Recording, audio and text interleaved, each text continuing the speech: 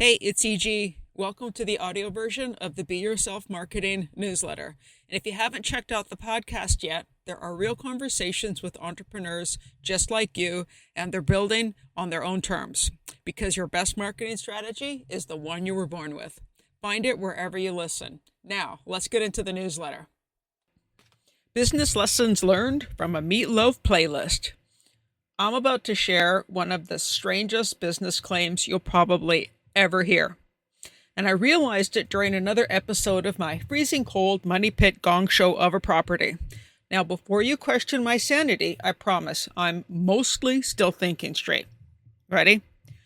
Meatloaf might be a better business teacher than most gurus on the internet. Yeah, seriously.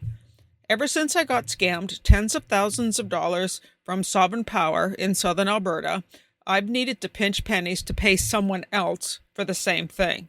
And I've been in full damage control mode. Every dollar suddenly matters a lot more when you realize how easily it can disappear. But I still needed to get gutters for the barn, partly to keep the water from eroding the sides one drip at a time, and because I don't have any water on the property, I needed to collect it. It also means keeping things as clean as possible heading into the barrels. So just the gutters isn't enough. Now, I found a company that had a lifetime warranty on everything, including the screen filtering out the debris, and it could be done within a week. But it wasn't cheap. It was about 50% of the cost for all of the other barn materials combined. I kept staring at the quote thinking, I know this is probably the right call, but I just can't bring myself to spend that right now. So I started looking for something with a smaller price tag. Then I found a cheaper option, and I'll be honest, it felt like a win, with bonus points for them coming within 2 days. Now, that's despite a blizzard and outside their usual working area. And by blizzard, I mean blizzard. Everything seemed to be going great. For a few days, I thought, finally, something went my way. Until the snow started thawing. And instead of relief, I got that sinking feeling in my stomach. I just got burned again, didn't I? And right here is where a Meatloaf playlist started playing on repeat in my head, starting with, Now don't be sad, 'cause 2 out of 3 ain't bad. And that's basically the entire good, fast, cheap rule in the first sentence. Now, you can have any two. Good plus fast is expensive. Good plus cheap is slow. Fast plus cheap is low quality. You know where I'm going with this, right? All three, that's a little overlap in the middle of the Venn diagram labeled Impossible Utopia.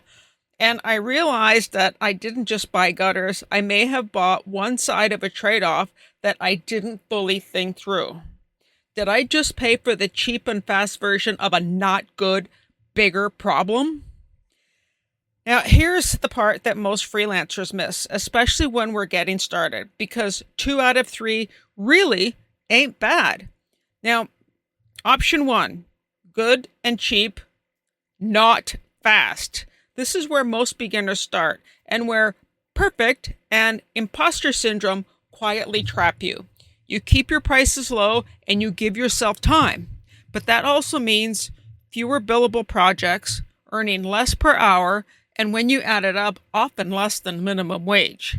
This is an okay place to start out, but after 2 or 3 projects under your belt, as proof of concept, you can't stay here and grow your business. So then we're looking at cheap and fast, but not good. This tends to be the next stage where we realize we need more work, but not quite comfortable with charging more. Think Fiverr or Upwork. You're no longer competing on value. You're competing on who's willing to charge the least. And that's a race that never really ends well because you're not Walmart. You can't sustain long-term growth competing on fast and cheap. And this is the one place AI actually can come in and take your job. This can work as a starter baseline, but only if you systematize it. And it has to be an income stream, not the income stream. That could be good when you contract with an agency or even a small retainer. Somewhat steady, reliable, and repeatable work. Quicker turnarounds on things you're not needing to research and learn. And we've got the third option. Good and fast, but not cheap. Now, this is your premium work. You deliver high quality, quickly, and you charge for it. What this looks like is rush fees, just like you'd get overtime at a job, right? You've got clear boundaries, and clients who value speed and results are going to pay you. This is where the experienced freelancers should aim. Yes, even perfectionists can find their way here and be happy with their work, right? So cue the music. 2 out of 3 ain't bad. When it comes to projects, make this your core strategy. Choose your 2 and stick to it. Now, that doesn't mean you always have to have the same 2. Change them up as needed. But don't be sad, because 2 out of 3 ain't bad for your business and your sanity. Now, here's the catch. As customers, we want all 3. I wanted the impossible utopia of fast, cheap, and good gutters. But that's just human nature. So, trying to do good, plus fast, plus cheap. This is your trap. You can try to do all 3, but if you do, you become the one paying the price. It feels like, I'll just work harder. I'll make it up in volume. I don't want to lose the client. What it actually turns into is late nights you didn't plan for, scope creep you didn't agree to, and a slow build of resentment towards the work you used to enjoy. In other words, it's a business model that eats you alive. It sucks up your time, your energy, and your sanity. So then we cue the next song. Bat out of bleep is the anthem when you try to be fast, cheap, and good. You're racing, stressed, everything's on fire, and eventually you crash. At first, I thought I landed on the cheap and fast side with the gutters because this overflowing ice dam scenario is not good for an unfinished foundation. So I reached out and expected the unusual runaround of, we'll get there, you get what you get.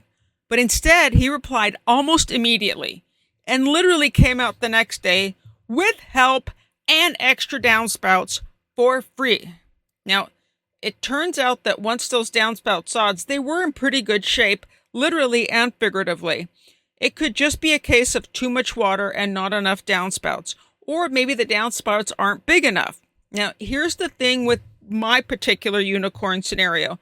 The gutter guy's got the time right now because there aren't many people needing gutter work in the dead of winter in Alberta.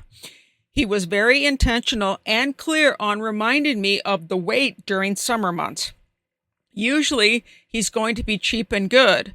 I got lucky with the fast because his work is seasonal, but he knows how to say no, and he'll raise rates, meaning not cheap, if he's busy and customers are in a hurry. So now it's your turn to decide. Do you want to mainly be premium and fast, affordable and flexible on timing, or fast and standardize? You need to choose your 2 out of 3 on purpose and communicate that clearly with your clients. Remember, there's no wrong answer. There's only the one you choose. Again, on purpose. Because the moment you try to be good, fast, and cheap, you stop building a business because you're too busy running yourself into the ground. Cue the next song. I can do anything for work, but I won't do that. This is your boundary setting anthem. I'll hit your deadline. I'll deliver great work, but I won't do rush jobs at bargain prices. Every freelancer needs a won't do that. Because as often as I say you don't want to be a vegan working for a dairy farm, and that's not sustainable, especially if you're trying to build something long term. You don't lose in business because you're not good enough. You lose because you try to be everything to everyone at once. Again, just because you can does not mean you should. So now I'm curious, doing all 3 officially on your I won't do that list? Is it? Is it not?